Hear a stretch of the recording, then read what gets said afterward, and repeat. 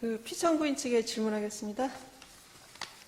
피청구인은 국회가 재판관으로 선출한 사람이라도 헌법이나 헌법재판소법에서 정한 자격 요건을 갖추었는지 선출 절차에 하자가 없는지를 심사할 수 있다고 이렇게 주장하고 있습니다. 만약 이러한 심사 결과 자격 요건과 선출 절차에 문제가 없다면 대통령은 선출된 사람을 재판관으로 임명하여야 한다고 보는 입장입니까? 아니면 이와 별도로 대통령이 선출된 사람의 전문성이나 도덕성, 그 자질을 심사해서 임명하지 않을 수도 있다고 보는 입장입니까? 전자입니까? 후자입니까? 자질이 없으면 할 수 있다고 생각하지 않습니다. 여기서 말하는 자질은 법정 자격 요건이 아니라 일반적인 전문성이라든가 그런 도덕성 이런 내용적인 겁니다. 대통령이 국회가 재판관으로 선출한 사람에 대해서도 이러한 내용적 심사를 할 수 있다고 보는 입장입니까? 그렇지 않습니다. 그렇지 않습니까? 예. 그러면은 헌법이나 헌법재판소법에 정한 자격 요건을 갖추고 선출 절차에 하자가 없다면 바로 임명해야 된다고 보는 입장이십니까? 네, 그 점에 대해서는 네. 저희도 특별한 이견이 없습니다. 네, 예, 알겠습니다. 네. 예. 그럼 피청구인은 여야 합의의 부재를 이유로 국회에서 선출된 40여 대한 임명을 지금 보류하고 있다고 주장을 하고 있습니다. 여야 합의가 재판관 선출의 절차적 요건에 해당한다고 보는 입장입니까? 말씀하시겠습니다. 그럼 지금 네. 재판이 말씀하신 것처럼 그게 무슨 선출 절차의 어떤 조건이라고 보기는 어려운데 네. 이 아까 말씀드린 것처럼 2000년 이후에 오래된 정치적 관행이 여 한 명, 야 한 명, 여야 합의 한 명이었습니다. 바로 직전에 이영진 재판관님의 경우에도 여 한 명, 야 한 명, 그다음에 여야 1당과 2당의 합의로 제3당인 바른정당의 합의로 이렇게 임명이 된 것으로 알고 있습니다. 그래서 아까 지금 청구 측에서는 그게 전혀 관행이 아니라고 합니다만 한 20년 이후 2000년도 이후에 오래된 관행이고요. 그 다음에 지금 저희가 지금 특히 피청구 측에서 이야기하는 건 뭐냐면 이게 지금 이제 구인 재판관님이 이렇게 구성되는 데서 이견이 없습니다. 누구도 이견이 없는데 헌법재판소장이 그러면 어느 분을 해야 될 것이냐 당연히 국회에서 논의를 해야 되는 상황이었고 그 과정에서 여야 원내대표 사이에 논의하는 과정에서 정리가 잘 안 됐다고 그럽니다. 그런데 그 사이에 지금 야당 측에서 일방적으로 지금 두 번에 대해서 이렇게 추천을 해가지고 여당의 어떤 참여 없이 야당 일방적인 어떤 만장일치에 의한 선출된 상황이기 때문에 이게 과연 이 두 분에 대한 합의가 제대로 있는지 여부를 이 대통령 권한대행께서는 확인할 수 없기 때문에 그 부분을 확인하고 확인된 대로 바로 임명을 하시겠다는 입장입니다. 알겠습니다. 그러면 네. 여야 합의가 재판관 선출의 법적인 절차적 요건은 아니라는 그 법적 입장이시죠? 요건은 아니라고 아니죠? 봅니다. 예, 네, 알겠습니다. 네, 맞습니다. 잠깐만 꼭 한 네네. 말씀 네. 보태면요. 여야 합의가 있었느냐가 또 쟁점 중에 하나지만은 근본적으로는 이 부작위에 의해서 권한이 침해됐다고 권한쟁의 심판을 청구하려면은 그 헌법상 법률상 피청구인한테 자기 의무가 있어야 되는데 이 우리 헌법 규정 해석상 자기 업무가 있다고 해석하는 것은 좀 어렵다. 그렇기 때문에 권한쟁의 심판 청구가 인용되어서는 안 된다. 이런 주장을 하고 있습니다. 그럼 다시 질문 드리겠습니다. 아까 앞서 질문 드린 건데 국회에서 선출한 재판관 후보자가 법정 자격 요건을 모두 충족을 하고 있고요. 그다음에 선출 절차에 하자가 없다면 대통령은 임명을 해야 됩니까? 아니면 임명 안 할 수도 있습니까?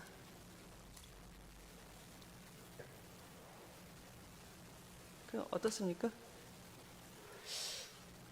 자기 의무가 있다고 못 본다는 게 비청구인 측견은. 저희는 그것은 법정 어떤 헌법재판관의 어떤 자질 이런 것을 대통령이 검증할 수 있다는 생각을 전혀 하지 않습니다. 하지 않는데 다만 이 사건의 경우에는 아까 말씀드린 것처럼 구인 헌법재판 체제가 되면 헌법재판소장을 어느 분을 할 것인가 관해서 여야 간에 정리가 됐어야 됐는데 그런 것도 없이 야당 일방적으로 통과했기 때문에 선출 절차에 문제가 있다. 그래서 그 여야 합의 사이에 과연 그러면 한 분과 두 분 이렇게 하는 것에 대해서 합의가 있는지 여부에 대한 확인이 안 되기 때문에 합의될 때까지 임명을 보류했다는 것이지 뭐 전혀 임명을 하시지 않겠다는 취지는 전혀 아닙니다. 알겠습니다.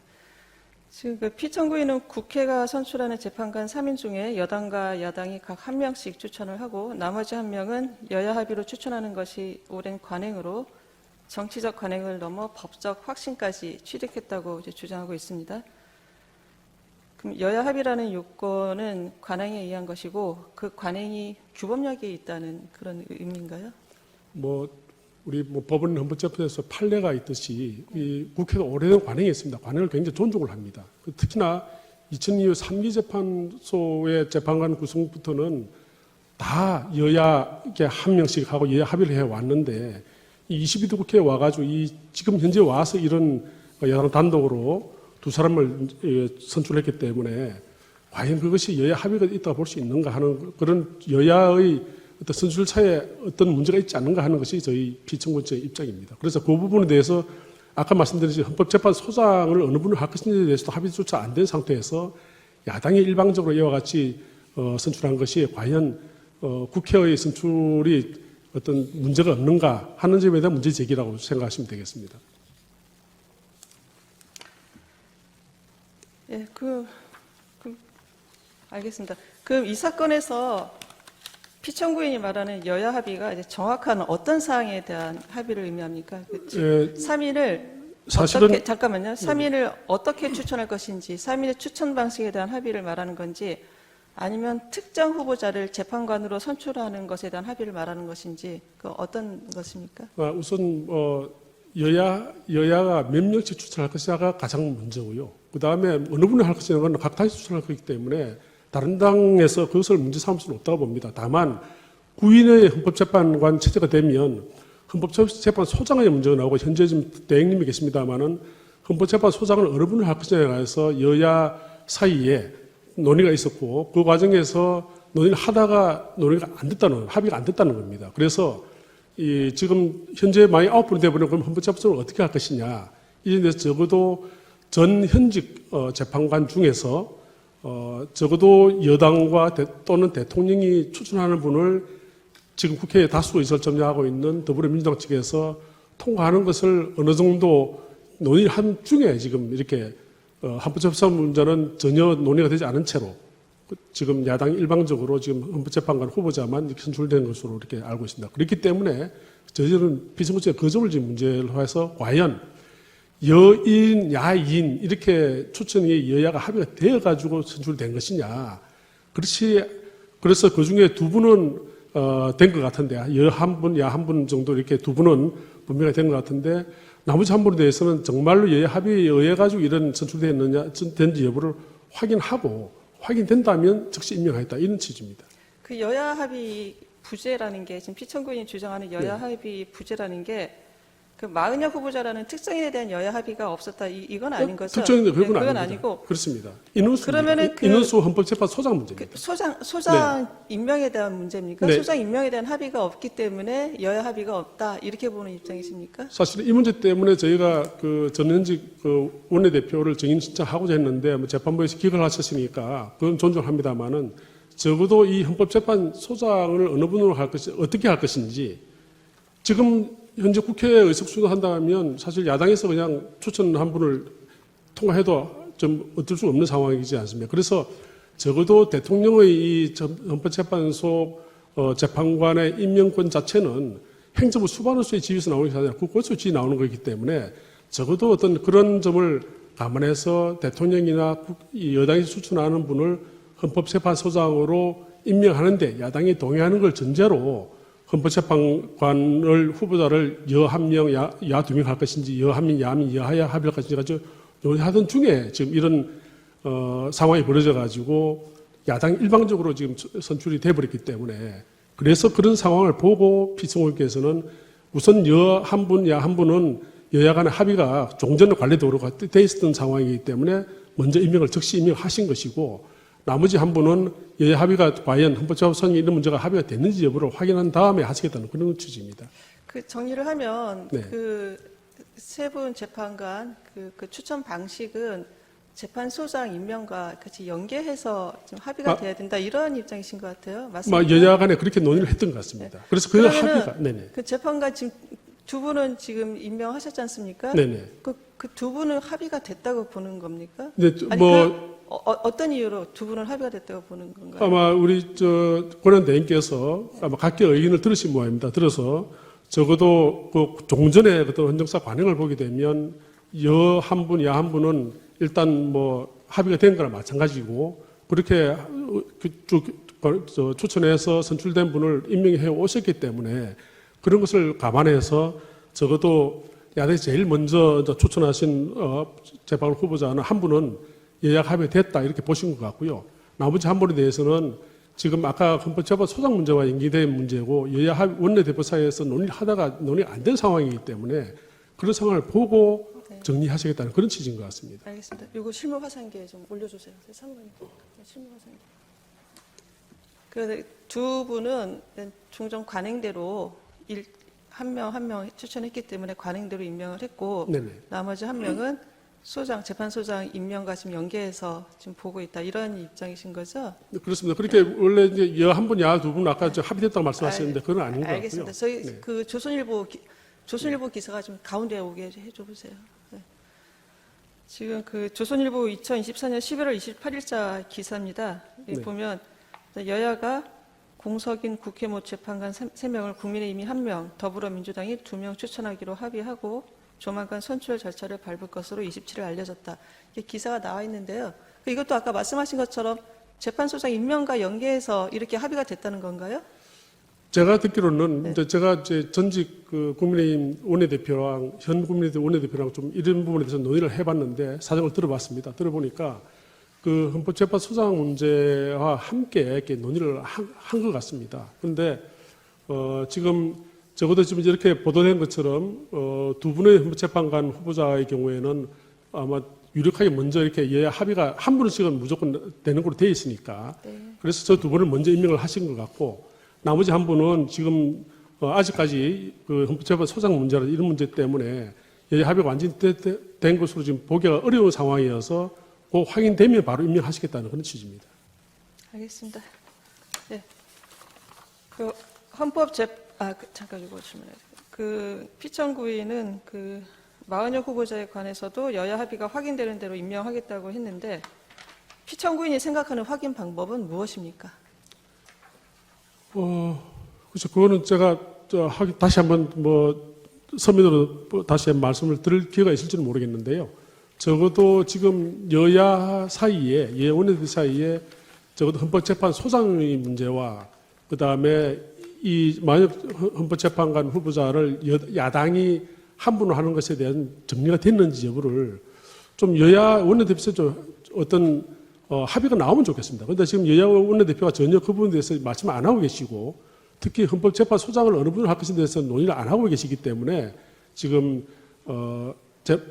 피청군 입장으로서는 지금 확인할 길이 없는 것인데 그 점은 국회에서 좀 지금 빨리 논의를 해가지고 정리하셨으면 좋겠습니다. 어차피 구인의 헌법재판소 이 체제가 유지된다는 것에 대해서는 누구도 이견이 없습니다.